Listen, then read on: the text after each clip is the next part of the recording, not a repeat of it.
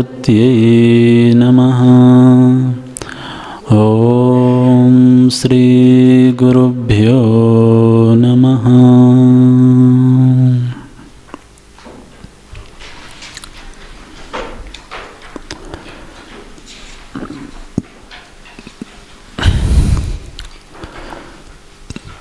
पच्चीसवें सूत्र से पाठ करेंगे।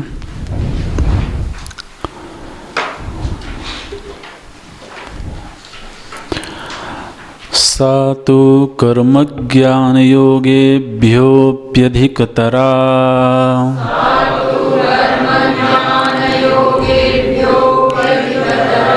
सा तो कर्मज्ञानयोग्यः योगेभ्यः अपि अधिकतरा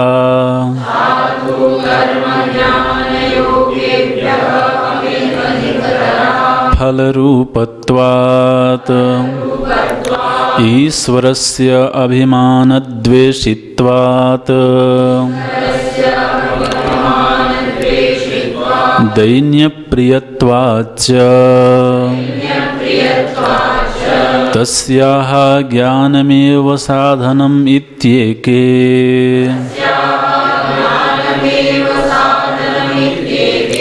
तस्याः ज्ञानम् एव साधनम् इति एके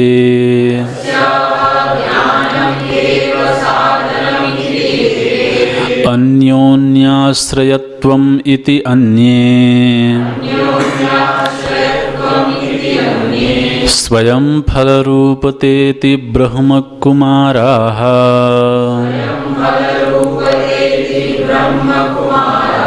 न तेन राजपरितोषः क्षुधा शान्तिर्वा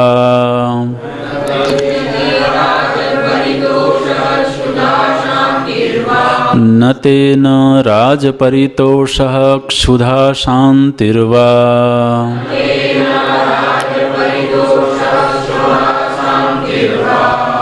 अच्छा, इसके पहले एक छूट गया था। राजगृह भोजनादिषु तथैव दृष्टत्वात्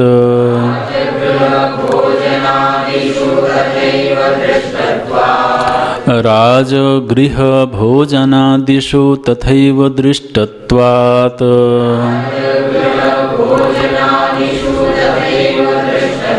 न तेन राजपरितोषः क्षुधा शान्तिर्वा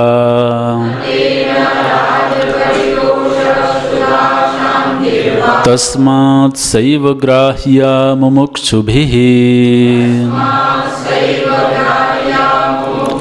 तस्मात् सैव ग्राह्या मुमुक्षुभिः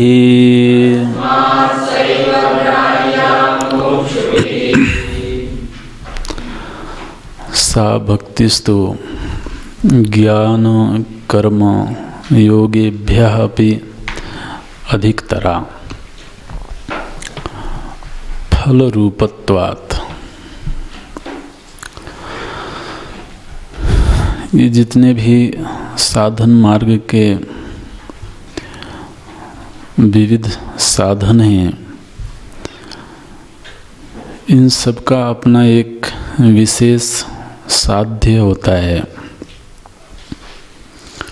धर्म एक साधन है, कर्म साधन है। वो जीव की दुष्प्रवृत्तियों का निरसन करता है।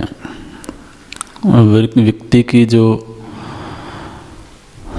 सहज स्वाभाविक प्रवृत्ति है वो प्रायः पार्श्विक होती है। उसको ईशावास्य उपनिषद में मृत्यु कहा गया। आपको अगर याद हो, जो स्वाभाविक ज्ञान और स्वाभाविक कर्म है उसको मृत्यु कहा गया। अविद्यया मृत्युम तीर्त्वा विद्यया मृतमश्नुते। तो वहाँ पर अविद्यया मृत्युम तीर्त्वा, श्रुति माता ने कहा कि अविद्या से मृत्यु को पार होते हैं। तो वहाँ मृत्यु शब्द का अर्थ, तो आप फिर से देखना, स्वाभाविक ज्ञान और स्वाभाविक कर्म है। अभी किसी के पास में है ग्रंथ? नहीं होगा, तो आप दिखेगा भाष्य में वहाँ पर। तो मृत्यु शब्द का अर्थ किया गया स्वाभाविक ज्ञान कर्म। स्वाभाविक का अर्थ है कि जो प्राकृतिक व्यवहार है, प्राकृतिक रूप से हम सभी बहिर्मुखी हैं। हमारे जो प्राकृतिक संवेग हैं वो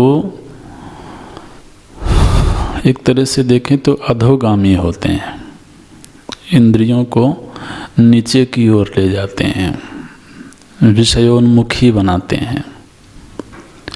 इसीलिए उसको पाशविक वृत्ति बोला जाता है। पश्यति इति पशु, जो इंद्रियों के सन्मुख दिखाई देता है वहीं तक वृत्ति जाती है, वहीं तक इंद्रियों की गति होती है। तो उस पाशविक वृत्ति से निकलने के लिए तो कर्म का अनुष्ठान, सत्कर्म का अनुष्ठान, धर्म का अनुष्ठान, तो दुराचार से निवृत्ति के लिए धर्म का अनुष्ठान, ये साधन और साध्य की मीमांसा है। फिर जो चित्त में विक्षेप हैं, उन विक्षेपों की निवृत्ति के लिए योग का अनुष्ठान, ठीक, और अज्ञान की निवृत्ति के लिए ज्ञान। तो प्रत्येक साधन का एक सुनिश्चित साध्य होता है। जब हमें ये आदेश दे दिया गया कि अब आपको यह करना है, ये आपका कर्तव्य है और इस कर्तव्य का आपको अनुष्ठान करना है, तो संभव है कि वो उस कर्तव्य में हमारी बहुत रुचि न हो। कई बार ऐसे ऐसे कर्तव्य जीवन में आते हैं जिनके लिए कष्ट सहना पड़ता है। तो सर्दी गर्मी सहन करनी पड़ती है, अपनी भावनाओं को वश में करना पड़ता है। तो जब हम निरंतर सत्कर्म परायण होते हैं तो हमारी जो सहज प्रवृत्ति है वो नियंत्रित होती है। तो संयमित जीवन जीने का एक बहुत बड़ा साधन है सत्कर्म। अब यदि किसी ने संकल्प ले लिया हो कि मुझे त्रिकाल संध्या करना है, ठीक है ना, या त्रिकाल नहीं तो 2 बार करना है, तो अब वो एक छोटा सा कर्म है, ज़्यादा से ज़्यादा उसमें तो आधा घंटा लगेगा, 20 मिनट में भी हो जाता है। लेकिन अब उस आधे घंटे के सत्कर्म के लिए पहली चीज़ तो ये होगी कि वो समय से बंध जाएगा, है ना, क्योंकि अब संध्या करना है तो समय पर करना होगा, जो निर्धारित समय है उस निर्धारित समय पर करना होगा। अब उस निर्धारित समय पर करने के लिए तो उसको अपनी दिनचर्या व्यवस्थित करनी पड़ेगी। वो कर्म मुश्किल से आधे घंटे का है, कोई बहुत बड़ा नहीं है, कोई बहुत समय नहीं लगना है, लेकिन आधे घंटे के सत्कर्म के लिए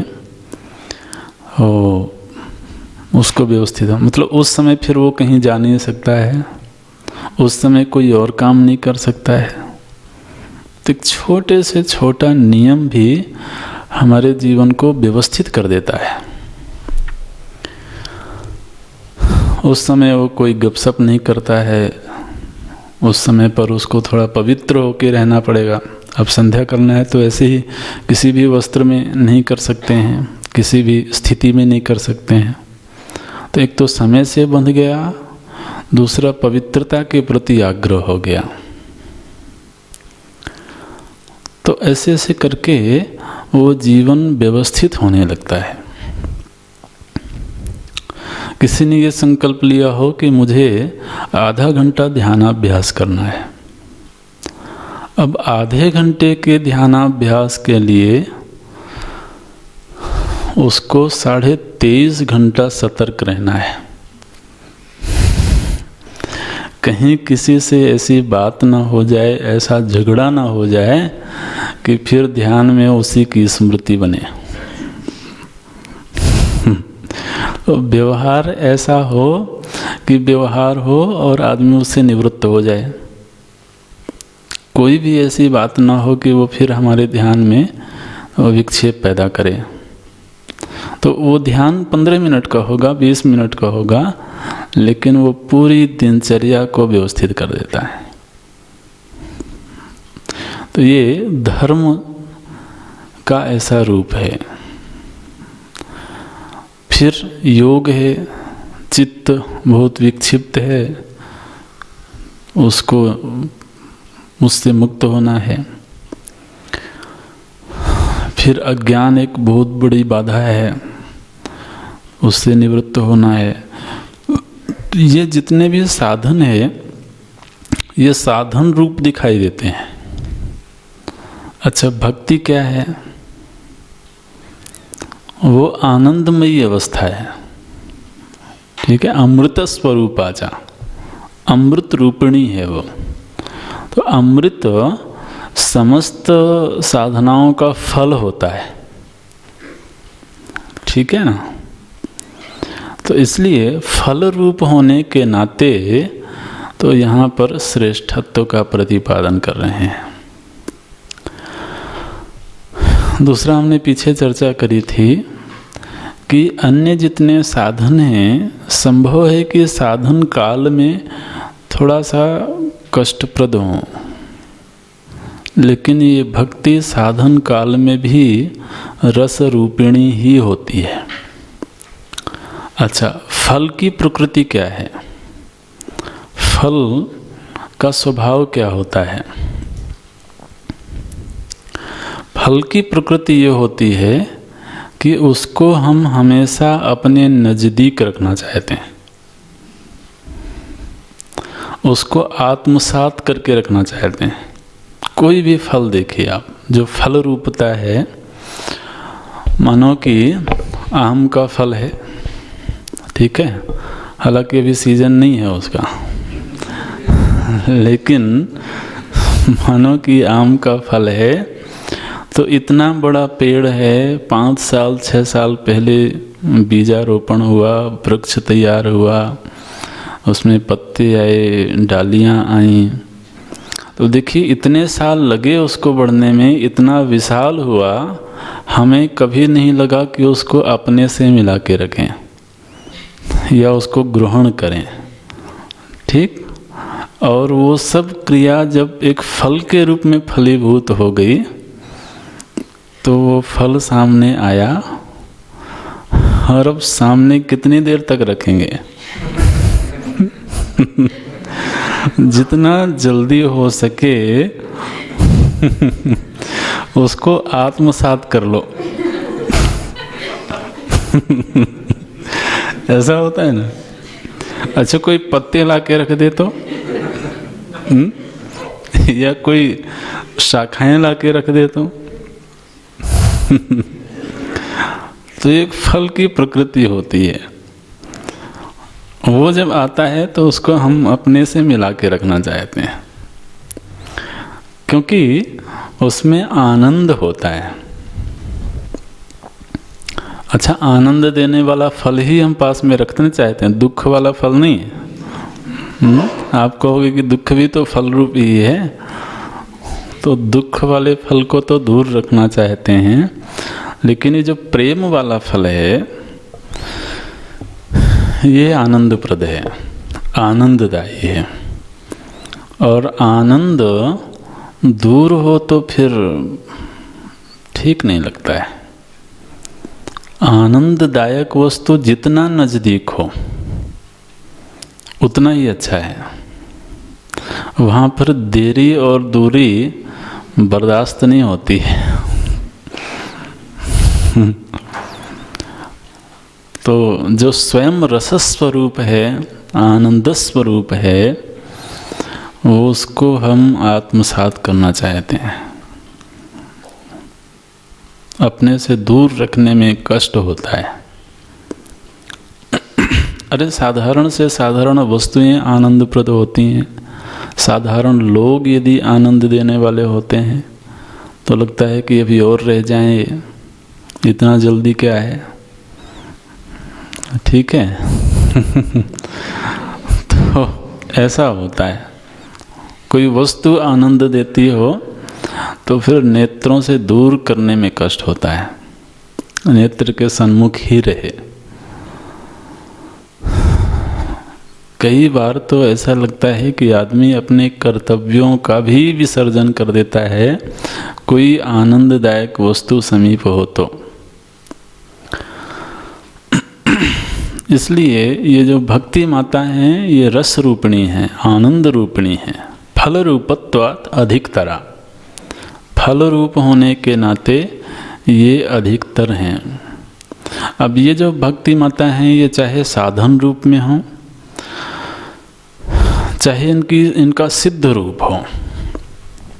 आत्मरति भक्ति का सिद्ध रूप है, जहाँ पर अब जिनसे प्रेम करते थे, जिनके प्रति भक्ति थी, अब वो पराये नहीं रहे।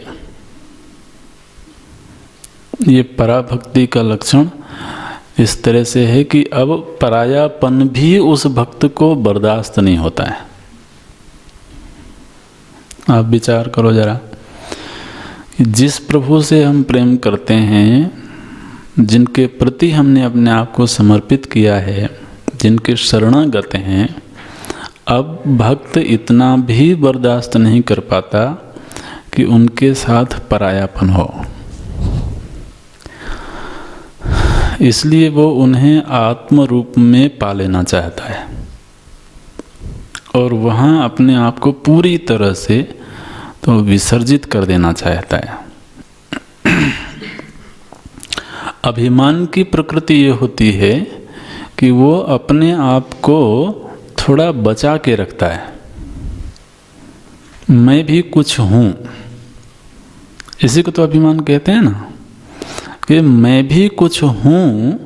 अगर यह वृत्ति बनी है तो अभी थोड़ा सा परायापना है, अभी थोड़ा सा अलगाव है।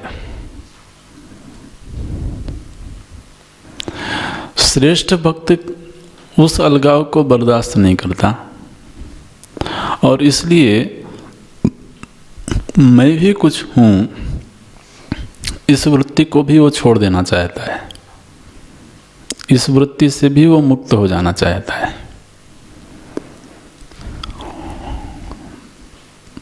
इसलिए अभिमान द्वेषित्वात्, वो चूंकि हृदय के अत्यंत करीब हैं, इसलिए उनको लगता है कि अरे बताओ, जो हृदय से बाहर की चीज़ें हैं उनको लेकर के इसने अपने व्यक्तित्व को बचाया हुआ है। अभिमान हमेशा अनात्म वस्तुओं को लेकर होता है। आत्म वस्तु को लेकर अभिमान की कोई गुंजाइश नहीं है। अभिमान का मतलब क्या है? अपने आप को माप लेना, अपने आप को घेर देना, अपनी एक सीमा बना लेना कि मैं इतना हूँ।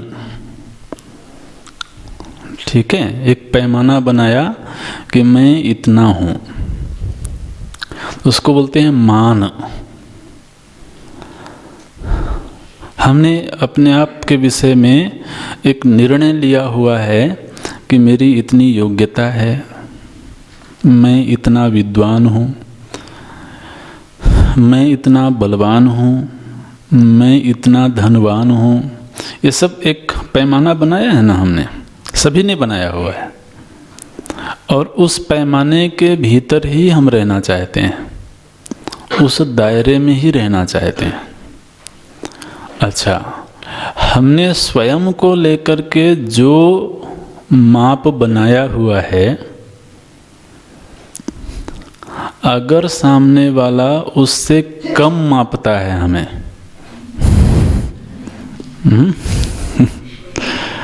तो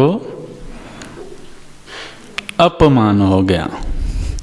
मान हमने बनाया हुआ था, ठीक है, और उसने उतना नहीं मापा।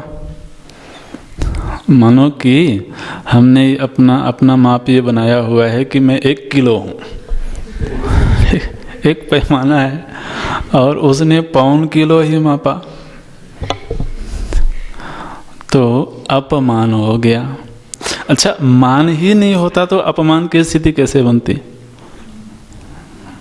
ठीक, तो फिर हम कहते हैं कि तुमने क्या समझ रखा है? क्या समझ रखा है मतलब मैंने स्वयं के विषय में जो समझा हुआ है वो तुमने क्यों नहीं समझा?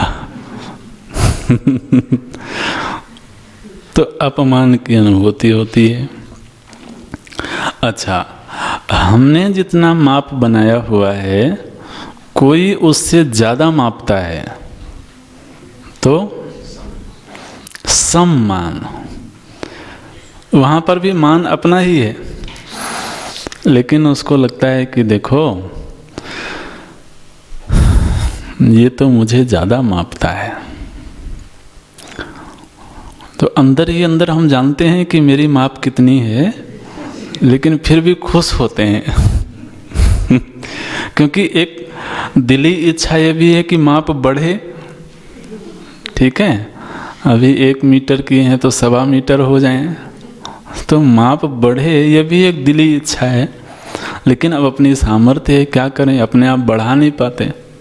तो कोई जब कल्पना से ही सही थोड़ा हमारी माप बढ़ा के हमसे बात करता है तो सम्मान की अनुभूति होती है। अब वो चाहे सम्मान हो, अपमान हो, मान हो, इन सभी में एक सीमा बनी हुई है, और ये सब सीमाएं अनात्म वस्तुओं को लेकर के हैं। बुद्धि इतनी है या इतनी है, तो बुद्धि भी अनात्म वस्तु है। धन इतना है, विद्या इतनी है, बल इतना है, परिजन इतने हैं, तो सब अनात्म वस्तुएं हैं। आत्मदेव की कोई माप ही नहीं है, ठीक है ना। उनको कौन से सीमा में घेरेंगे, वो तो असीम है। इसलिए ये जो माप है, इसमें पहला दोष तो ये है कि ये अनात्म वस्तुओं से जुड़ा हुआ है। दूसरा, जो आत्मदेव हैं वो माप से मुक्त हैं, और हमने उनको माप के दायरे में रखने की कोशिश करी हुई है। दूसरा दोष ये है कि सत्य से दूर है, इसीलिए प्रभु जी इससे द्वेष करते हैं। हालांकि भगवान के विषय में ऐसा कहा जाता है कि वो अजात शत्रु हैं। अजात शत्रु सुना होगा ना नाम, अजात शत्रु हैं, माने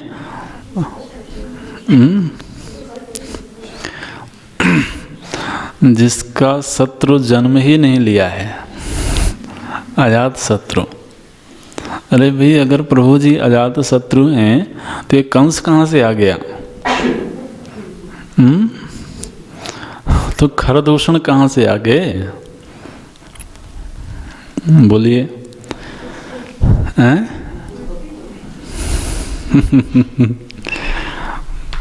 अजात शत्रु का अर्थ जो संतों ने बताया, गुरुजनों ने, तो प्रभु जी की दृष्टि में कोई उनका शत्रु नहीं है, ठीक है ना। प्रभु जी से कोई द्वेष कर सकता है, प्रभु जी से कोई जीव द्वेष कर सकता है, लेकिन उनकी दृष्टि में उनका कोई शत्रु नहीं है, तो अजात शत्रु है। लेकिन यहाँ पर नारद जी ने कह दिया कि एक ऐसा है जिससे वो द्वेष करते हैं, वो क्या है? तो कहते हैं अभिमान द्वेषित्वात्। ये एक बड़ा शत्रु है उनका, और इसीलिए वो स्वयं तो अमानी है ना। उनको कौन माप के दायरे में रख सकता है? और जिस तरह से वो स्वयं अमानी हैं, उसी तरह से वो अपने भक्त से भी अपेक्षा रखते हैं। ठीक है, तो उन्हें भक्त के विषय में ये बर्दाश्त नहीं होता कि बताओ, मैं तो इसको असीम देखना चाहता हूँ, मैं तो इसको सारे ऐश्वर्य का मालिक बनाना चाहता हूँ, और ये मूर्ख तो अपने आप को बहुत छोटे से घेरे में रखा हुआ है। उनकी इच्छा है कि बड़ा हो जाए, उनकी इच्छा है कि ऐश्वर्य का मालिक हो जाए, लेकिन हमने अपनी छोटी सी झोली बनाई हुई है और उतनी ही मांग करते हैं, तो वो उनको फिर अच्छा नहीं लगता, तो अभिमान से द्वेष करते हैं। तुम अपनी सीमा छोड़ दो तो मैं तुम्हें असीम बना दूंगा, ऐसा है। दैन्य प्रियत्वाच्च, ये दोनों सूत्र साथ में ही चलते हैं। एक तो अभिमान से द्वेष है, दूसरा दैन्य प्रभु जी को प्रिय है। जिन्हें परम प्रिय खिन्न, ये गोस्वामी जी ने लिखा कि उनको जो खिन्न लोग होते हैं वो बड़े प्रिय होते हैं। खिन्न का अर्थ है दैन्य, जिनमें दीनता है। अभी दीनता क्या है? लाचारी को दीनता बोलते हैं। कोई लाचार व्यक्ति दिखाई देता है रास्ते में, तो लोग कहते बड़ा दीन है, इसकी सहायता कर दो। तो उस तरह का दीन भगवान को प्रिय लगता है? तो ये तो बहुत अच्छी प्रियता नहीं है उनकी कि सब लाचार लोग ही उन्हें प्रिय लगते हों। क्यों भाई, बताइए।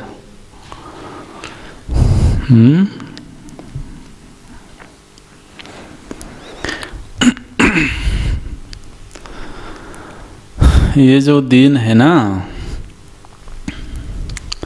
ये बहुत बड़ी संपत्ति का मालिक है। ये कोई छोटा मोटा दीन नहीं है। तो असल में जैसे जैसे ऐश्वर्यशाली होता जाता है, वैसे वैसे दीन होता जाता है। मौसम दीन न दीन हित, तुम समान रघुवीर। अब गोस्वामी जी किस दृष्टि से दीन है भाई?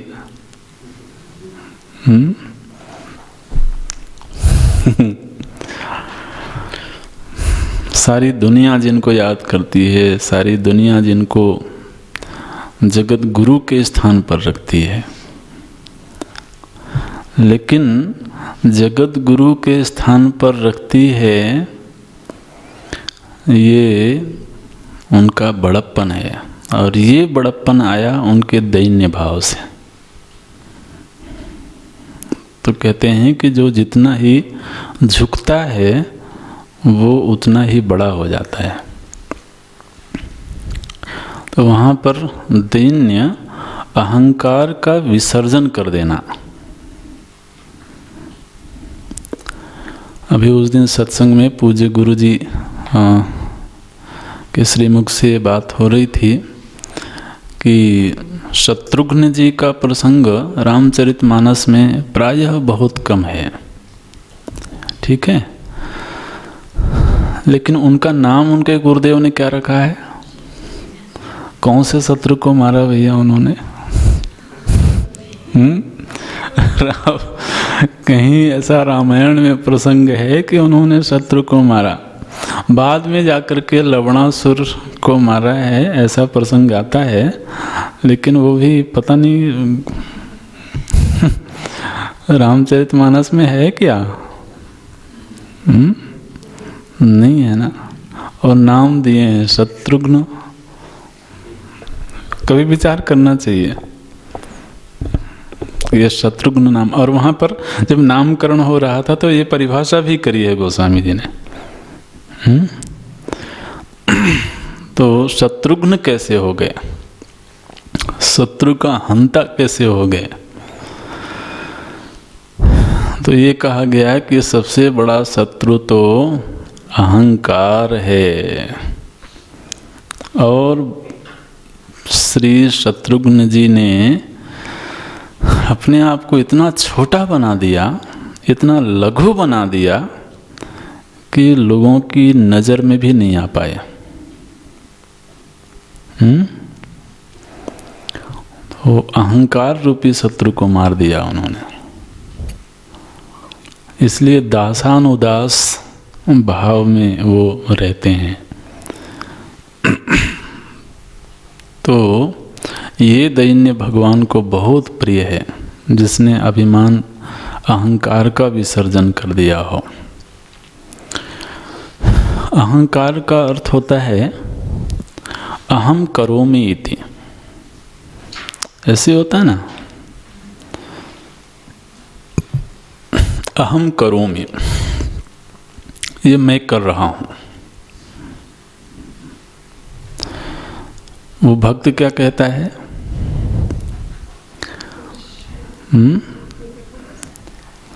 ये आप कर रहे हो। वो क्या भजन गाते हैं एक?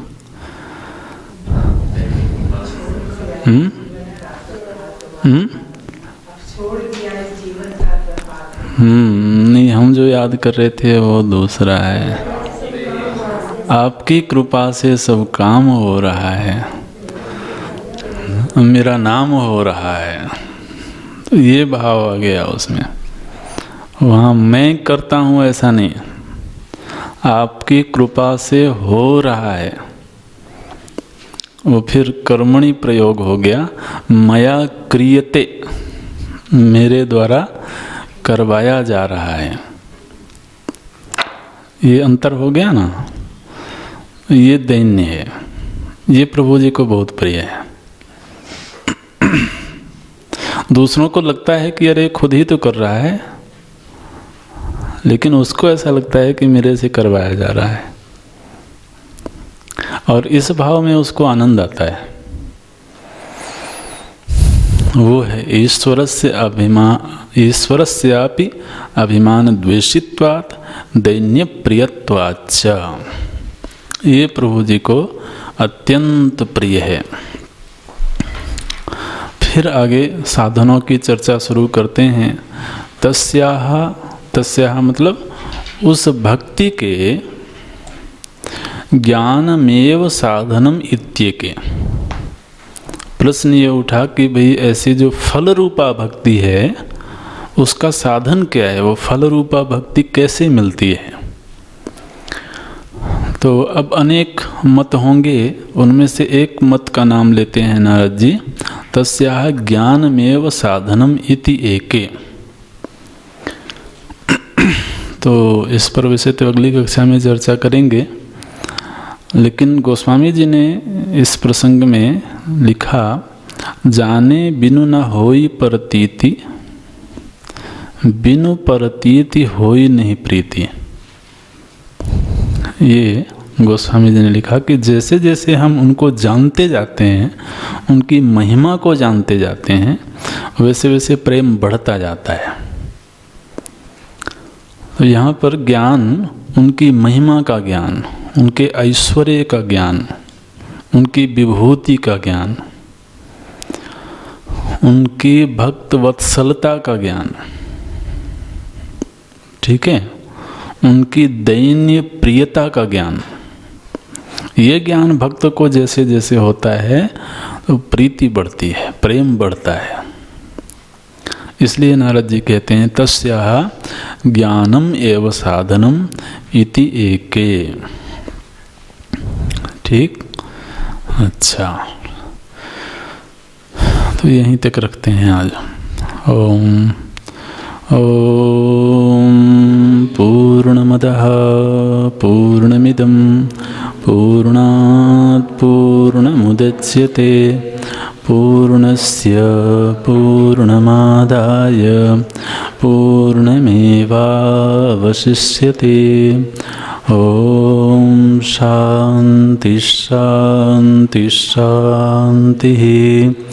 हरिः ॐ श्रीगुरुभ्यो नमः। हरिः ॐ।